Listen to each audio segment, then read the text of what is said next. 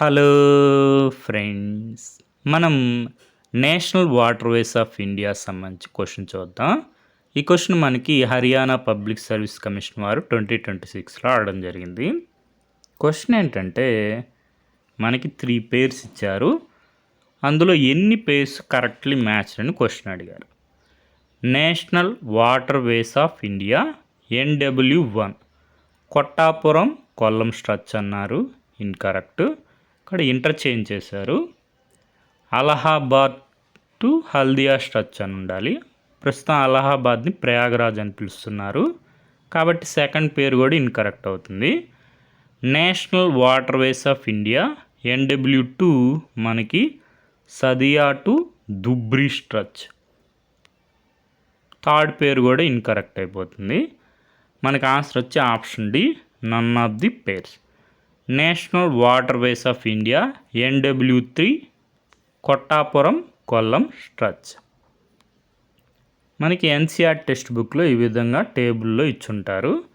ఇక్కడి నుంచే మనకి క్వశ్చన్ ఫ్రేమ్ చేసినట్టున్నారు. NW1 ఇక్కడ నేమ్ కూడా చూడండి, అలహాబాద్ అని ఉంది, Haldia stretch. NW2 Sadiya Dhubri stretch.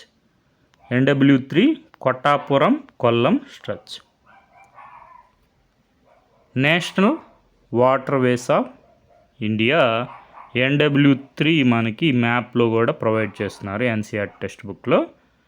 మనకి కొట్టాపురం టు కొల్లం స్ట్రెచ్, కొట్టాపురం, కొచ్చి, ఈ విధంగా సబ్ పార్ట్స్ కూడా ఉంటాయి. మనకి సోర్స్ వచ్చి NCERT text book, India, people and economy.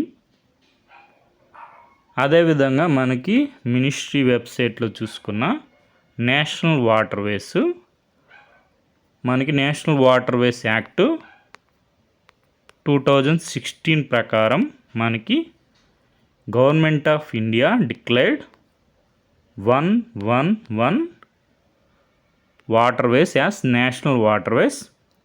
అందులో మనకి నేషనల్ వాటర్వే 1 మనం చూసాం కదా, Haldia Allahabad. National waterway 2 Dhubri Sadiya. National waterway 3 Kottapuram Kollam. ఈ విధంగా ఒకసారి నేషనల్ వాటర్వేస్ సంబంధించి ఇన్ఫర్మేషన్ చూసుకోండి. రాబోయే ఎగ్జామ్స్లో కూడా మనకి క్వశ్చన్స్ వచ్చే అవకాశం ఉంది. Okay friends, thank you for watching.